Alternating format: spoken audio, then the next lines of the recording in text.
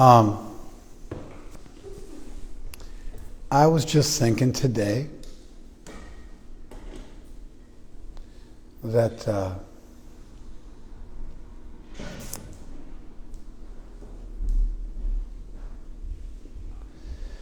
well, there's this Greek idea of telos, or purpose, which leads to things like teleological arguments, or arguments that that there's an inherent design in the universe, arguments for design, that by looking at the universe, you naturally see that there is a purpose to it. And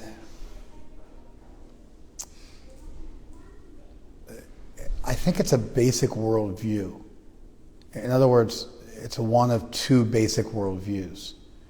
One, that the world is organized in the sense that there's a purpose behind the world. Two, that the world is chaotic or accidental. Accidental in the sense that there is no purpose to the world.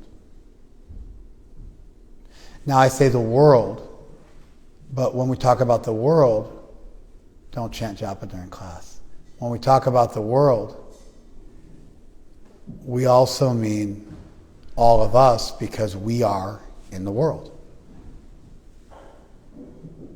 So these are big ideas. A teleological worldview is a worldview where everything in existence has a purpose.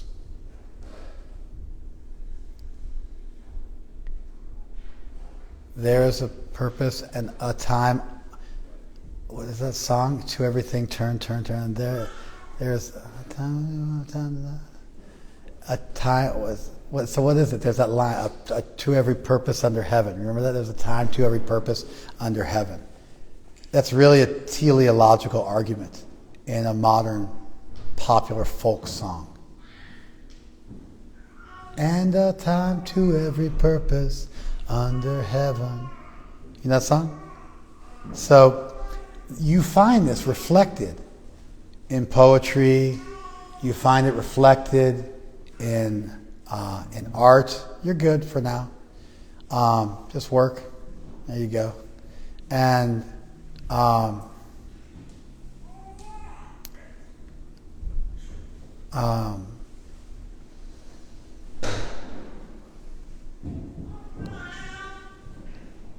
I should be able to keep it together. Just give me a second. Come back. Just when I'm first starting. It's a problem when I'm first starting. You follow? Once I get my flow, then we're good. Just come back in like 1 minute. Or just stand back there and strangle your child or something like that. I'm just kidding.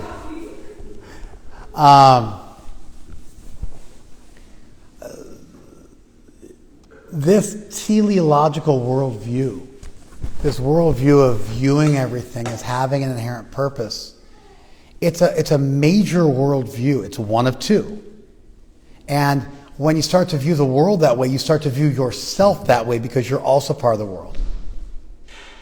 And so it's not only something that is like about the universe and the stars and the planets, it also becomes about you and human life and life in general and the purpose of existence. So it's a macrocosmic worldview that ends up influencing everything you might want to think about subsequently. And in a lot of ways, the rest of philosophy, you got to go. It's just too much for me. I got to focus. I'm trying to get off the ground.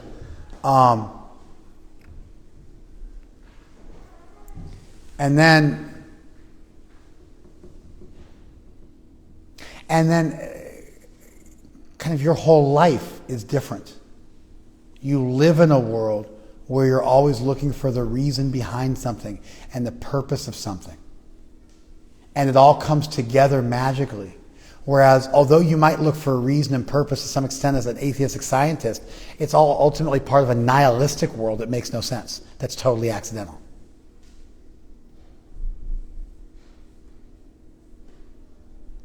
as opposed to a world where there's an ultimate purpose behind everything, and an ultimate purpose means there's ultimately a creator who's engineering the whole thing. So really, in the same way that gratitude leads to theism, and the same way that entitlement leads to atheism, as two basic worldviews, also a purposed worldview, where everything has a purpose, what's called a teleological worldview, versus a chaotic or chance worldview. Those two worldviews also lead alternatively to atheism or theism. One of them is like my attitude towards life. It's very personal. Am I an entitled person where I feel like I deserve everything I get and that I never have a reason to feel grateful because I deserve whatever I got or it was by accident? And that leads to atheism. The other one is I'm grateful, which means somebody did me a solid and I got more than I deserve, which means there was a person engineering that, and therefore I feel veneration towards divinity. That's my personal attitude. This is my cosmic worldview.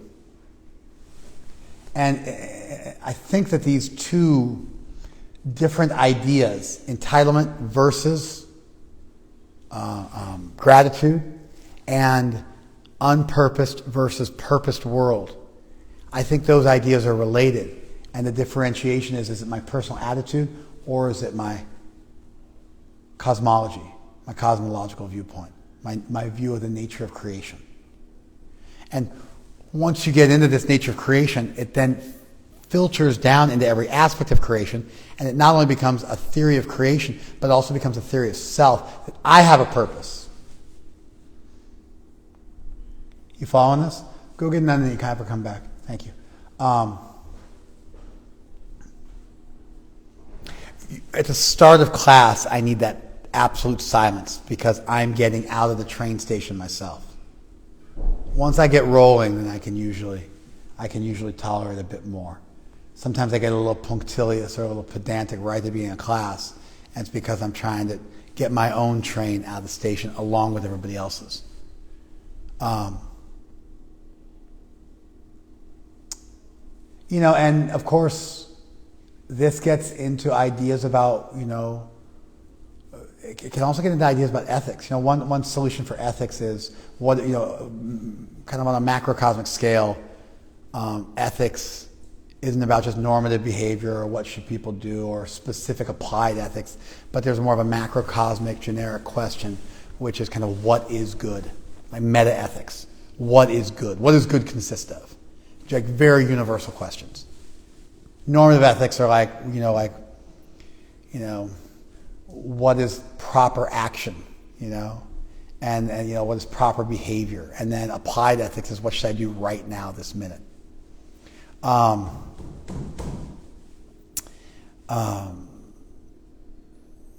what is good question.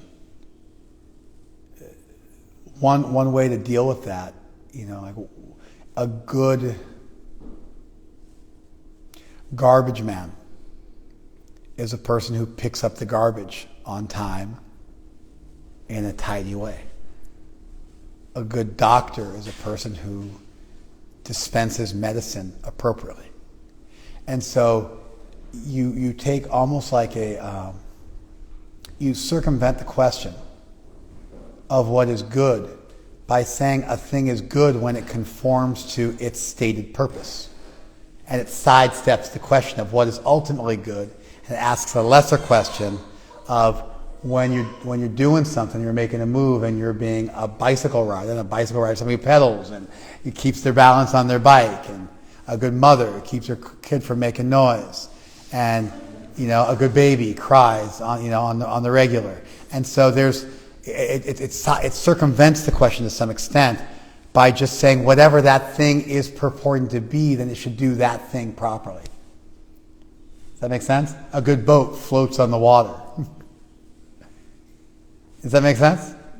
And so that's kind of like an intermediate level of telos that doesn't ask the ultimate question, But this idea of purpose ultimately gets into questions about what is good. What should you do with your life? What's the purpose of life? What's the purpose of existence? Because if everything has a purpose, then you can discover that ultimate purpose, not just the intermediate purposes or some lesser purpose that's just based on what you've chosen for yourself, but you can actually discover the ultimate purpose of life. And all those lesser questions come together into a mosaic of answering the big question. Did you guys follow that? Or there's a possibility of defining your entire life in accord with your ultimate purpose, and now all the smaller questions that are asked are answered in light of that ultimate macrocosmic principle of what is my ultimate purpose of existence.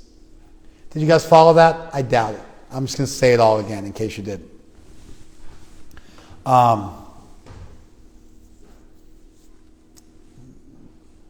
Telos.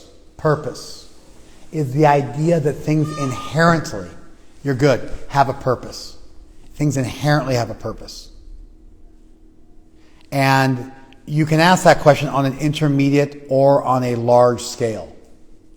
On an intermediate level, well, she's a therapist. So being a good therapist means giving appropriate therapy to the people she's treating. It just becomes relatively easy to answer that question. But this idea of telos, a teleological worldview or a purposed worldview, and we sometimes say argument from design, but it's really argument to design, because we're trying to argue that there is a design to the world. Not that, because if we presuppose that there was a design, then we've assumed what it is we're trying to prove. I don't know if I want to take the time to explain that to you guys. If I say the word argument from design, I'm saying there is a design to the world. But that's the point I'm arguing, that there's a design to the world. So what I'm really doing is I'm arguing to design. But if you look it up on Google, it'll be an argument from design. But it's really an argument to design. I'm trying to argue that look at this phenomena, that is indicative of a design. I'm arguing to a design. Does that make sense? If I argue from a design, I'm assuming that there's a design to the world, but who am I debating with? A person who assumes there's no design of the world. Therefore, I can't assume that. That's illegitimate. I have to argue for that. I can't assume it. Otherwise, I'm not having a legitimate conversation with somebody. Did you guys follow at that time? So, a teleological worldview, a purposed worldview, an argument to design is a macrocosmic view that the universe ultimately has a purpose. Of course, that means that that purpose was given somehow, and that leads you pretty quickly to a purpose giver. In contrast, a world that has no inherent purpose leads pretty easily to a lack of any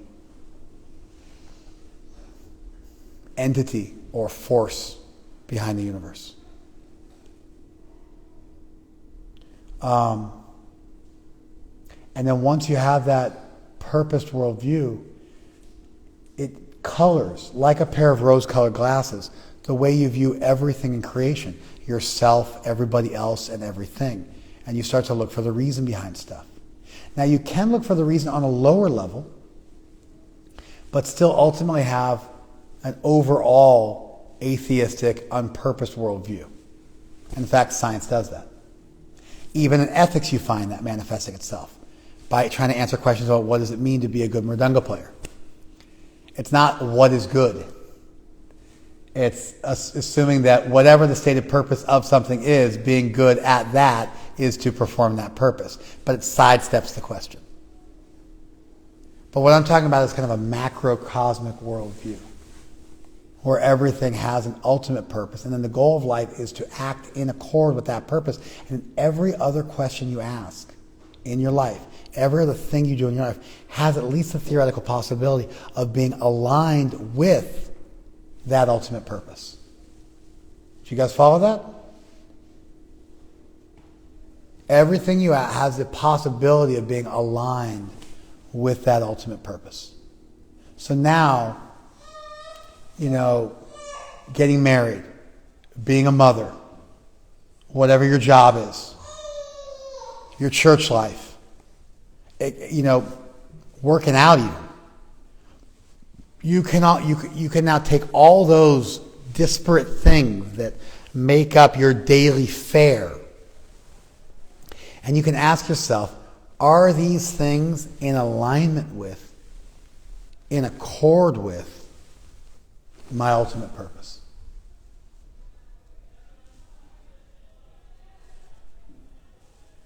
That's a degree of like elegance that it's a profound degree of elegance to find in the world, where all of your decisions, all of your actions are in accord with your ultimate purpose. And now you can start to ask the small questions of life. What should I do for work? Who should I marry? How should I feel about that? And you can govern those and sculpt those and cultivate those in alignment with an ultimate purpose of what's the purpose of life.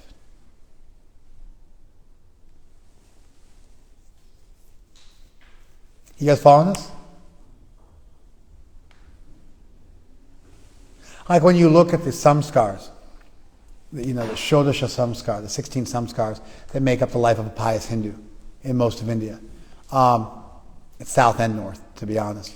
But this initiation, for instance, comes before marriage, so that you've gotten yourself straight with your spiritual life before you start your married life.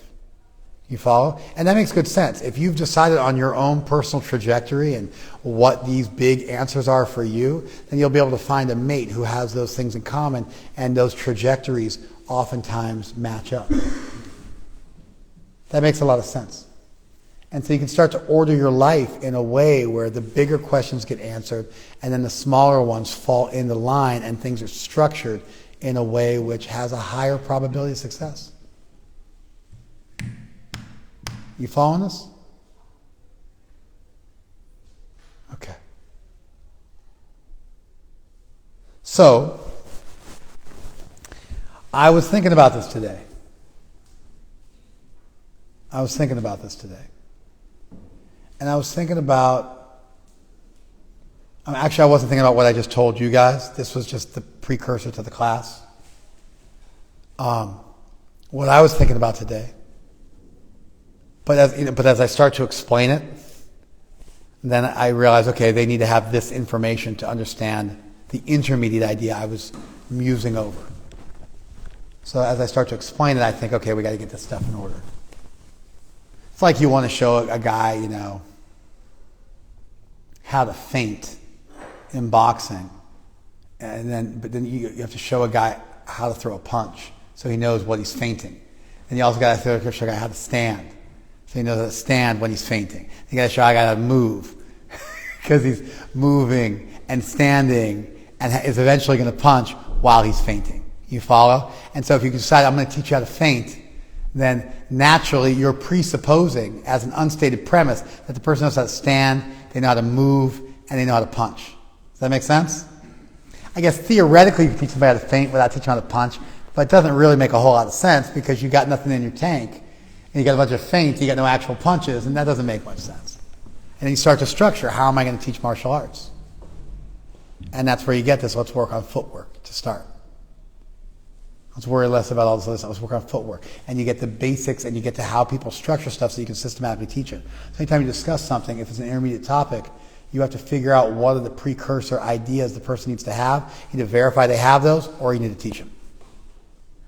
And so what are our precursors? There is this interesting idea that you find either embedded in or articulated in all cultures. It's the idea of purpose. And I ultimately believe purpose and gratitude hold the key to theism. They evolve people towards theism. And ingratitude and a lack of purpose evolve people towards atheism. And there's good reason to believe in a purposed world. We call such arguments arguments for design, or arguments to design, not arguments from design. And it comes up in ethics, determining what has value, what is good, what is beautiful, what is true, what has meaning. Those axiological questions, those get answered based on this too. It starts to filter down into your conception of self and every decision you make, and it creates this harmonic convergence where theoretically at least it's possible for all aspects of your life to be in accord with your ultimate purpose. And you can circumvent this ultimate question and still play with and toy with purpose at various stages, intermediate stages. And I gave the example from ethics of what is good. And I gave you the example of science, of looking for the reason behind things without answering the ultimate question of why does anything exist. And so you can do some intermediate level philosophizing without asking the big question, just like you can do normative ethics without asking the meta-ethical questions of what is good. And you talk about virtue-based ethics or results-based ethics, and they seem like big questions until somebody goes, what ultimately is good? And you're like, whoa. You get sat down, you're like, whoa, like just like that mind blow emoji happens, and you're like, wow, that's a big question. The question itself is profound. It's one thing to say, should I do something because it's right? Or should I do something because it gets me a good result?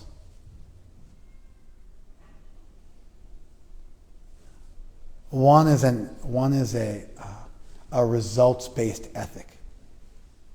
The other one is an action-based ethic. I do the right thing, and whatever happens, happens, but I'm going to do the right thing. That's an action-based ethic, a duty-based ethic, what's called deontology in ethical theory. And there's also a results-based ethic.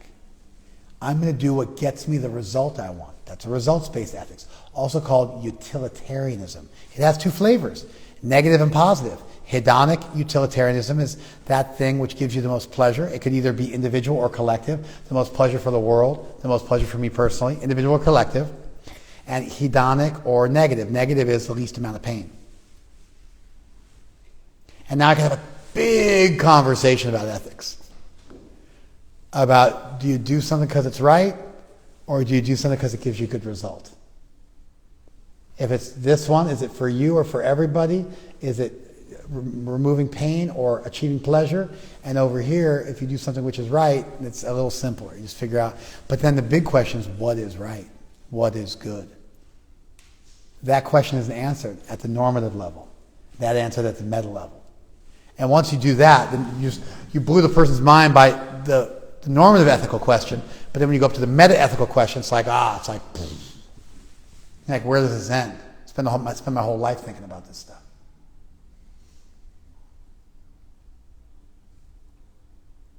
So, with all that stuff in place, and I think I've said every one of these points now, and I've recounted them 3, 4, 5 times now, with the idea of getting you guys in the pipe. So we're moving through it. We're in the game now. I don't expect you to remember all these terms, but the general idea of these big questions, and the question of purpose, a purposed world, an unpurposed world, an atheistic world, a theistic world, gratitude, entitlement, these different possibilities. One is about my own attitude, the other one is about my view of the world, how this big question can filter down into all the other questions. How if you answer the intermediate question, it ultimately has less meaning than if you answered the big question first. And you really need to do this footwork before you start talking about feints. And you can work on this, but it doesn't make a whole lot of sense unless you've answered the big questions. But sometimes all we can do is answer the small questions, and eventually they lead us to the big question, and then we really start to think. You guys with me? Okay. There's a verse in the Gita. Shreyan swadharma viguna. Better your own dharma faulty. Paro dharma swanushtitat. Then another's dharma perfectly. Paro dharmat swanushtitat. And another's dharma perfectly.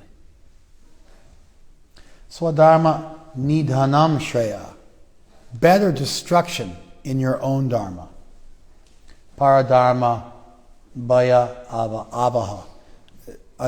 Another's dharma brings fear.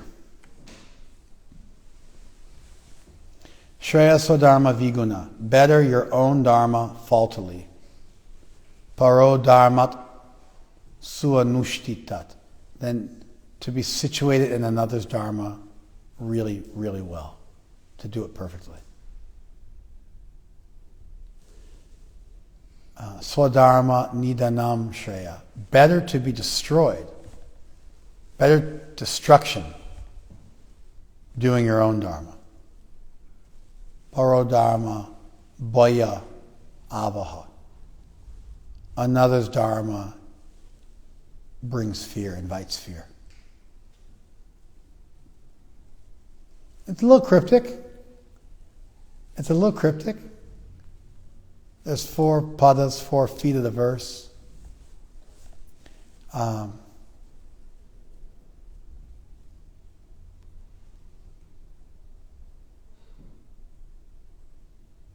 Just as a tangent, there's the nakshatra padas, the 4 feet of any nakshatra or constellation, and there's 27 nakshatras, major constellations in Hinduism, and like asterisms, like star formations, and so that 4 times 27 equals 108. Yeah, and so I've thought for years about why did we come to number 108. And I've always thought that there was some astrological component, and the benefit of finding an astronomical component. And the benefit of finding an astronomical component for 108 is it's not merely an arbitrary number, where we arbitrarily assign value to something. Like if you say there's 108 gopis, yeah, but why are there 108 gopis? You follow? If there's 108 Upanishads, but why? And so why is 108 an auspicious number? And so by linking it in some sense to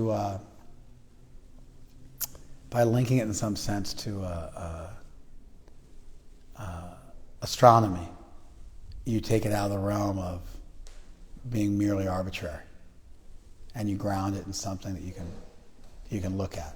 Like, why does your calendar go 15 days by 15 days? Well, because that's the lunar cycle. Why do you have 12 months? Well, because that's the cycle of a year. Why do you have 4 seasons or 6 seasons? Because those are the noticeable changes in weather we find. Satritu in India, 6 seasons. And so you want to be able to find something to ground your idea in. Otherwise, it's just like we randomly picked 108 as our number. And you can do like 1 plus 8 equals 9. It's the biggest number. You can try to do like that game a little bit. You can play that game a little bit. You can do something with that. But yeah, anyway. So there's 4 feet of a verse. There's 4 feet of a constellation. 27 times 4 equals 108. So there's 4 feet of a verse here. So this verse has 4 feet. Quatrains is what they're called. And so from quad. Quattro, 4. Pada in Sanskrit, feet. So an animal has 4 feet.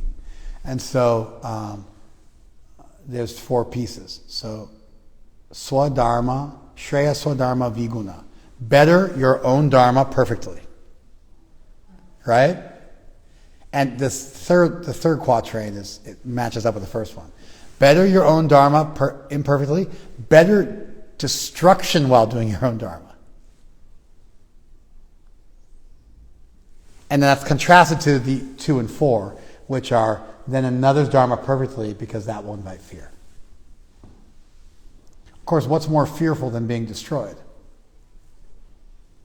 St. Augustine used to take ice bath, and he one time said, there are places far colder than this, my brother. Like about hell. It's like, I'll do this austerity here so I don't go to hell and freeze over way worse,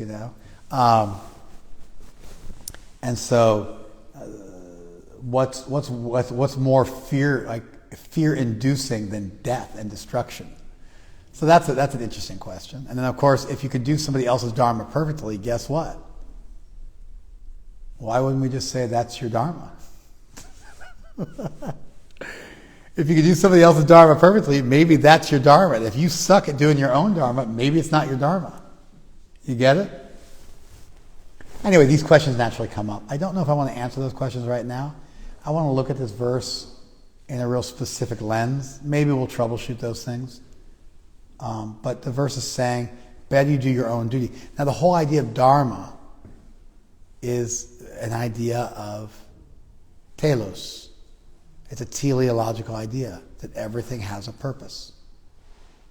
The idea of a kula dharma is your family. You have responsibilities in relation to your family. It's a duty-based ethic. Then there is Your swadharma, your own personal dharma. Jati dharma, your caste dharma to your tribe. That gets into like community, responsibility, nationalism, things like that. Sanatan dharma, sana means old, your eternal dharma. What's my eternal dharma? What's my forever dharma? Is there a dharma I have? My dharma as a father or mother or child, those things may ebb and flow over time as people die and take birth, and my responsibilities shift through life as I'm a student one decade, and I'm a teacher the next. You know what I mean? I'm retired the one after that. I'm not a parent, I am a parent. I'm living in this country, I'm living in that country. My responsibilities shift, and a lot of these dharmas are malleable. They adjust over time.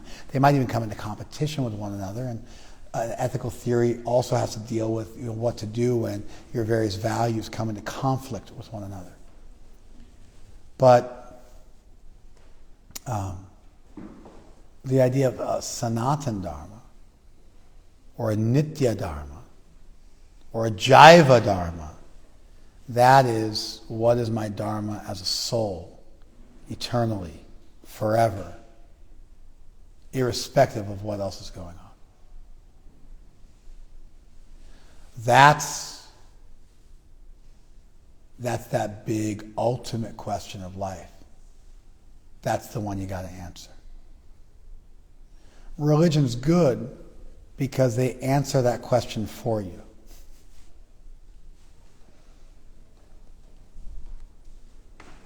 They don't answer that question for you in such a way that there's no room for your own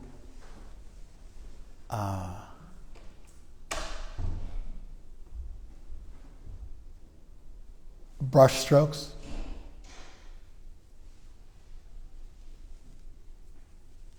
But they do. It's like sometimes you can buy like a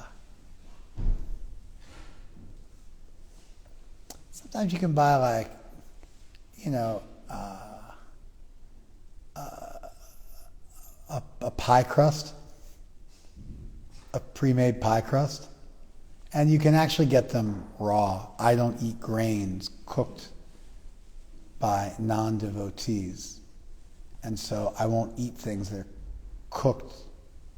I don't eat anything cooked by non-devotees really, but especially grains.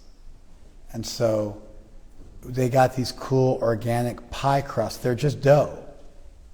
But they got the right amount of shortening in them. They're vegan, they're organic. They got the right amount of shortening in them. And you just pop them in the oven and you bake them up. So it's formed into a pie crust. It's formed into a tin. And it's easy. And then you still got to make the pie.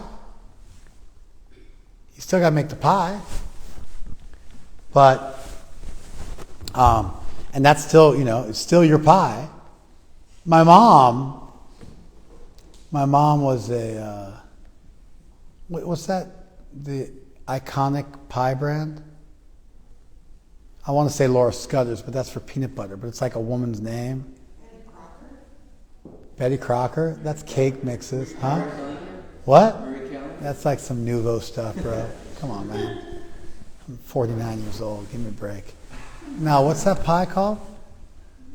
Not Laura Scudder's, not Marie Callender, and not Betty Crocker.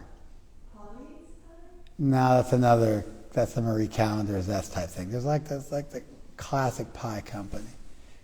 Anyway, all you young ones don't know. That's fine. I'm disappointed you don't.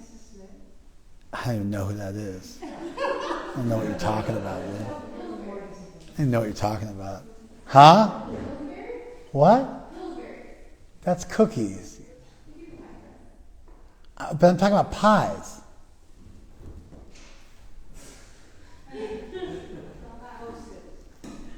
Those are like... Who said Hostess? No, dude, that's just like... That's that garbage you buy like in the exit line from the store. I love those things, man. Are you kidding me? As long as we're throwing it in there, McDonald's made a mean cherry pie too. Just saying. My mom would buy these pies. They were frozen. Frozen fruit pies. And then she would pop them in the oven and sprinkle a little sugar on them and sprinkle a little cinnamon on them.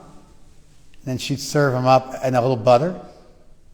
And then people would be like, this is such good pie. She'd be like, yeah. She'd totally take credit for having made the pie from scratch. So I don't think she deserves the credit for that.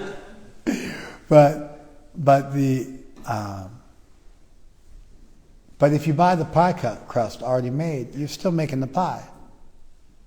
You're still making the pie. But you're getting a little help to start. Religion's like that.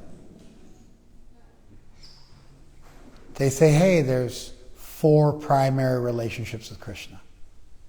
You can love Krishna as a servant, you can love Krishna as a parent, you can love Krishna as a friend, either with or without a romantic.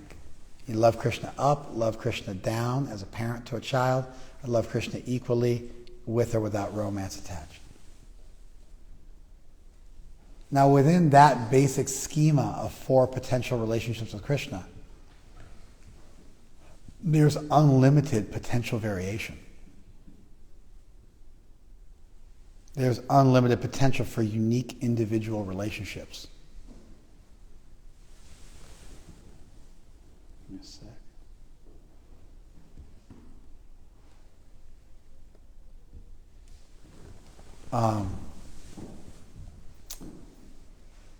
But it gives you something to start with. It gives you a place to start. And so what's good about religion is that it begins to wrestle with and give you answers to some of these biggest questions. Like, why does the world exist? The world is a place where people get to do their own thing.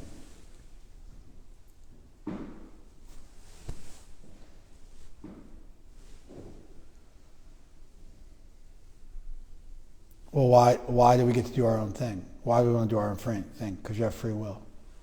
Why do I have free will? Because free will is required for love. Well, why did God create us in the first place? Because God is ultimately a loving being and desires to have love, and therefore created other living entities to love, but that means they have to have free will, and some of them want to turn away, and therefore there has to be a world where they can turn away. What's the purpose of the world? To get out of your system and turn back, having learned your lesson. Like the prodigal son, who went off and eventually returned.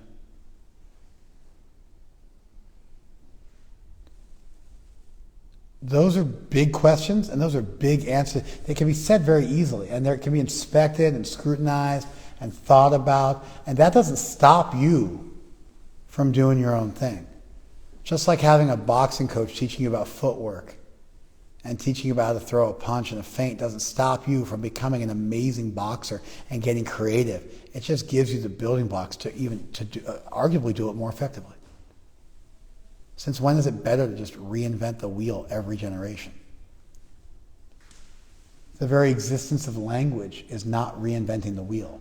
It's building on what was there before by giving you a language and a way of expressing certain universal ideas that are held by people all over the world that you want to be able to think about.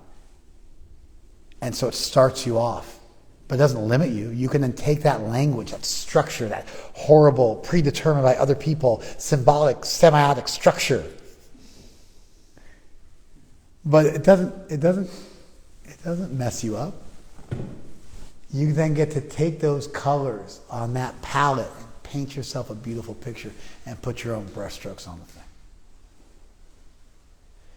You follow this? I wanted to focus on something quite specific today. And that was, I think we should figure out what it is that we've always loved to do. You should figure out what it is you've always loved to do. There is a je ne sais quoi, a certain something that you can't quite say, that it is to be you. You have a private, internal, intimate experience of reality from the time you woke up in this world.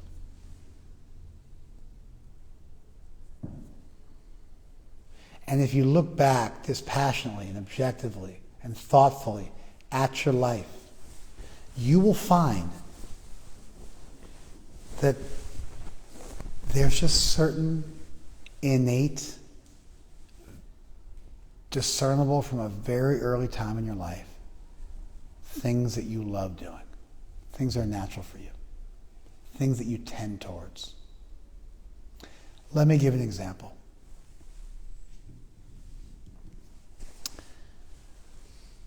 When I was a child, I really got into Greek and Norse mythology.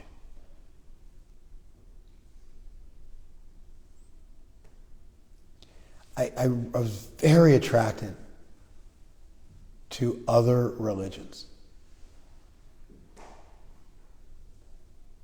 We're talking from the age of like 6, 7. I also had existential angst from the age of 4 or 5 and thought all the time about how my family was going to die and my grandparents were going to die, then my family, I had great-grandparents. So my great-grandparents were going to die, my grandparents were going to old like my great-grandparents, my parents were going to get old like my grandparents and my great-grandparents and die, and like what was it all for? And like why did the world exist? I got a Ouija board for my 7th birthday and was trying to like pull off seances at the age of 7. I was interested in the occult. I was interested in magic, not like parlor trick magic, like actual magic. Miracles, the paranormal, something beyond this world.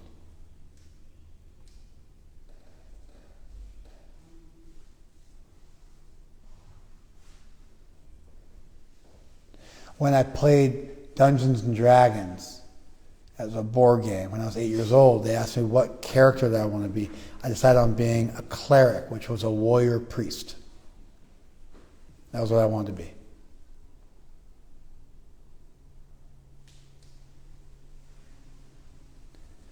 My religious inclinations, my martial inclinations, they run deep. They're kind of like, they go all the way back.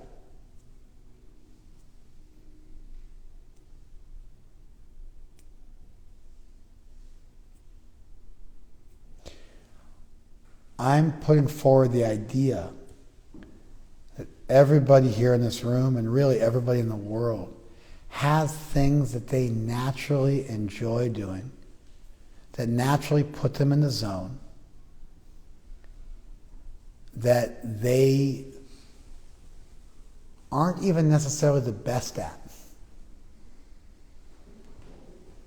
They're good at it in the sense of they enjoy doing it and they feel like they're good at it simply because they enjoy doing it so much. It's not like work for them. It's like pleasure, and they would do it in their free time. And therefore, they're naturally going to be good at it because it's so enjoyable for them. They put in more effort.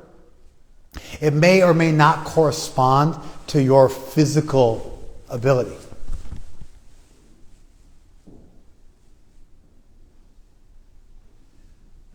You may be, there's plenty of fighters who are more cerebral than they're not so physically gifted. And there's fighters who aren't as cerebral and they are extremely physically gifted. But what they both have in common is they feel compelled to combat.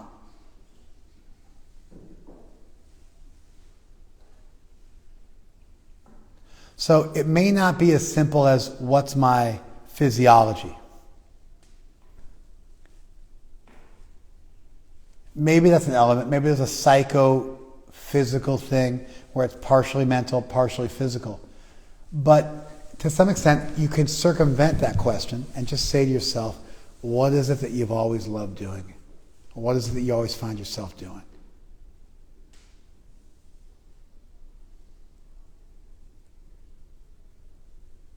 You got to go back. Now, we can cut you off from that because we put you in school and we make you study a specific set of topics, and you're doing general ed for a long time, from the age of 5 to the age of 22, 21, you're doing general ed. So we can bleed it out of you by forcing you to study certain topics and not giving people enough of an ability to dive into what they want to dive into.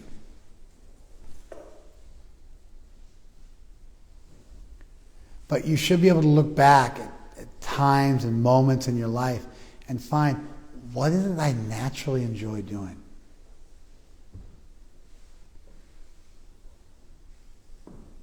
And if the answer is sex and drugs, you got it wrong. You didn't do the experiment right. So you got to go a little deeper than that. That's a little more animalistic, and I'm looking for something that's a little more numbing. I'm looking for something that gets to the heart of what it means to be a human being. Animals instinctually act according to their nature. Human beings, in contrast, because they're huge brains, they have the ability to dive deeper into their own nature and to expand their nature and to grow, but they also have the ability to mess up, act according to their nature. It's like in some ways our big brain allows us to go against our basic makeup. So we can also mess it up. Our big brains can work for us and augment and exalt our ability to do what we were put on this earth to do, but they can also allow us to some extent turn away from and ignore, to some extent, our nature. Although if you look hard enough, you'll find it.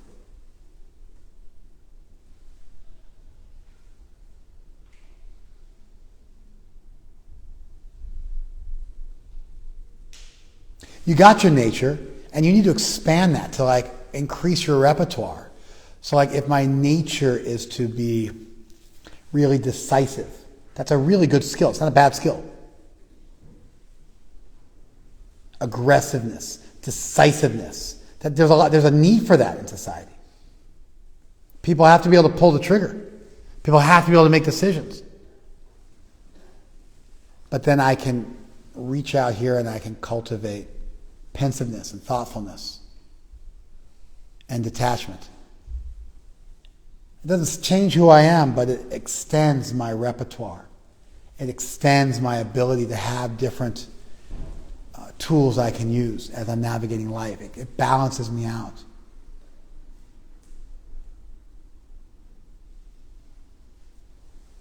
I become expert at a certain level of deviation from my norm, and then that makes me into a more full person. There's value in that, not just simply sticking myopically to what comes natural to you, but you should also be able to figure out what is my norm, what is my mean, what is my standard, what is me. Religion is great because it helps you answer the big questions, and then you can start to line up the rest of your life with that. But then you got to ultimately bring it down to an applied ethics level. What am I going to do today? What do I want to do for money? What do I want to do with my life? What you do with your life doesn't have to be what you do for money. You can do something which is reasonably in accord with your morals for money, and then have a really rich extracurricular life, hobby life. That's what I do. Running a vegan restaurant that serves prasadam is definitely in line with my ultimate values, but it's not like what I was put on God's earth to do. But it allows me the freedom to do what I really want to do, which is be a priest. Help people.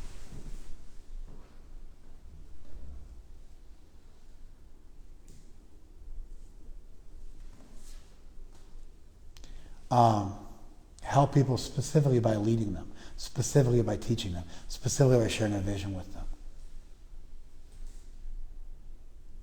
I know who I am. I'm not the best at what I do. I'm not the worst at what I do.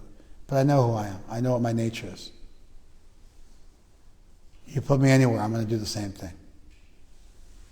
I'm going to share a vision of Krishna with people. I'm going to encourage them to pick up the cross and follow me. I'm going to live what I preach. I'm going to have integrity.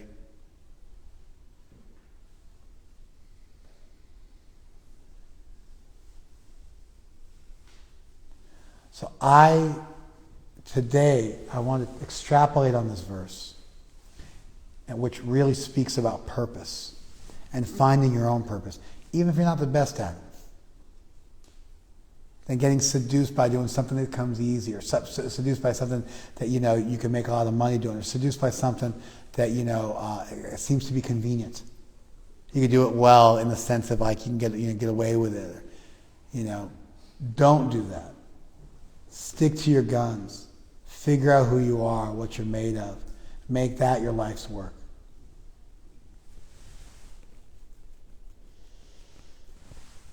Whether it's I like to work with food or I like to help people. It can be broad ideas. I like to help people. Then you can figure out how you can help people. I like to work with food, and you can figure out how you're going to work with food. Because, are you going to, there's a million possibilities, and there's a million ways to answer this question. But just to start to ask these things. What have I always been about? Because I find that you can take people, practically speaking, and put them in a concentration camp. But it doesn't change who they are. Contrastingly, you can give people a silver spoon. It doesn't change who they are. We've got our nature. We've got what we were put on this earth to learn, what we were put on this earth to do, what we were put on this earth to contribute. And you got to figure that out. And one way to figure that out is, what was I always kind of doing? What was always sort of playing in the background? What's that thread of continuity that was always there in my life?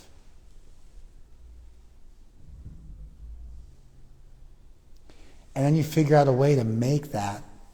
You monetize it, or you do that for a lot of your day extracurricularly, and you figure out some way to attach your life to that.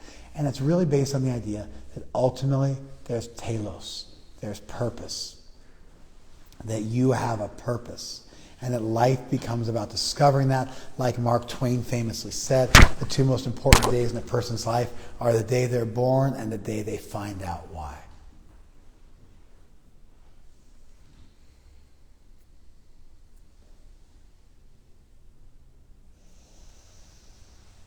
So just to wrap it all up with a bow tie, there's this idea of dharma, this idea of telos, this dharmic worldview, this teleological worldview that's ultimately theistic, that goes right alongside with gratitude, where there is a design behind the world, there's a purpose to the world, and if there's a purpose to the world, there's a purpose to everything in the world, and there's a purpose to you. And it can be contrasted with the chaotic, unpurposed, entitled worldview.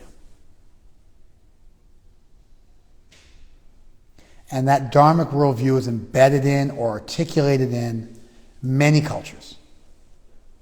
It's either an unstated premise of that culture, they just assume that everybody believes it, or they actually lay it out and flesh it out and argue for it.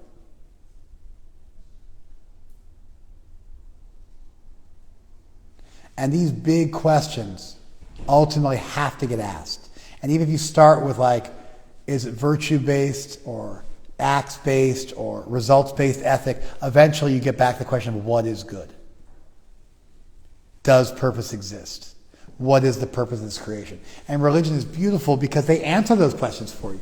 Not in a way which is stifling or suffocating, but in a way which is uplifting and springboards and allows you to really paint a beautiful canvas by giving you a palette of colors. And I gave you our basic worldview. This world is where we turn away from divinity because we have free will, because we have the ability to love, because God is ultimately loving, and that's why there's existence. And there's a schema. You can love up, love down, love equal, with or without romance. And now within that, there's unlimited potential for a relationship with divinity. And then you ask these big questions, and then you can ask the smaller questions, which may be much more malleable. What does my do to my family, my community, my nation? And one of the most important ones is what is my duty to myself in the sense of what is my swadharma, my own dharma, and what is another's dharma. And we have the Gita weighing in on that. You don't even have to do it perfectly, but it should be perfect in the sense that it's you. And you got to look back dispassionately, thoughtfully, creatively about your life and who you are and what you stand for and what you've always been about and what you've always tended towards. And when you figure that out, it's liberating. You may slog it out at some 9 to 5. That's fine. Do the grind. No sweat. You may eventually segue into something which is more in accord with your value system. Fair enough. But you'll know who you are and you'll know the direction you want to head in. And when you can line that up with your ultimate purpose of life, which is to love divinity, now you're living in vertical alignment, where all your purposes line up together, and that's beautiful, and that's the mosaic, and that's a life worth living. Thank you very much, IGTV.